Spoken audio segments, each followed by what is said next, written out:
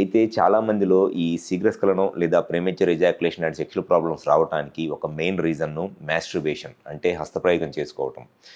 ఎందువలన మాస్టర్బేషన్ చేసుకునే మగవాళ్ళలో ఈ శీఘ్రస్ఖలనం ప్రాబ్లం వచ్చింది అని అంటే, చాలామంది యంగ్ ఏజ్‌లో ఉన్నప్పుడు అంటే 20, 25 ఇయర్స్ ఏజ్‌లో ఉన్నప్పుడు మాస్టర్బేషన్ అనేది పార్న్ వీడియోస్ చూసుకుంటాను, లేకపోతే ఏదన్నా బిఎఫ్‌లు చూసుకుంటాను.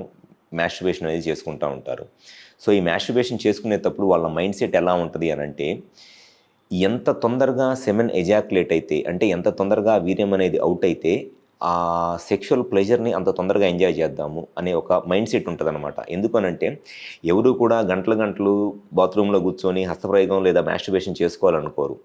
వాళ్ళకి ఆ మాస్టర్బేషన్ చేసుకునేటప్పుడు ఉండే ఒక ప్లెజర్ పాయింట్ ఏంటి అనంటే, సెమెన్ ఔట్ అయినప్పుడు అంటే వీర్యం ఔట్ అయినప్పుడు ఆ మాస్టర్బేషన్‌లో ఒక పీక్ ప్లెజర్ అనేది వస్తది.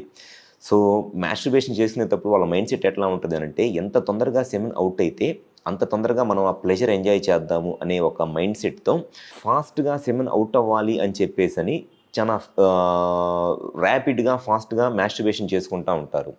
సో, దానివల్ల ఏమైద్ది అనంటే, ఎప్పుడైతే ఆ బిఎఫ్‌లు చూసి అంత ఫాస్ట్‌గా మాస్టర్బేషన్ చేసుకుంటా ఉంటున్నారో, ఈ పెన్నిస్‌లో ఉన్న నర్వ్స్ మొత్తము ఆ ఫ్రీక్వెన్సీకి సెట్ అయిపోతాయి. మీరు నెక్స్ట్ టైము సెక్స్‌లో కలుస్తున్నప్పుడు ఆ పెన్నిస్‌లో ఉన్న నర్వ్స్‌కి మీరు సెక్స్ చేస్తున్నారా ఫిజికల్‌గా, మాస్టర్బేషన్ చేసుకుంటున్నారా అనేది ఆ నర్వ్స్‌కి సంబంధం లేదు.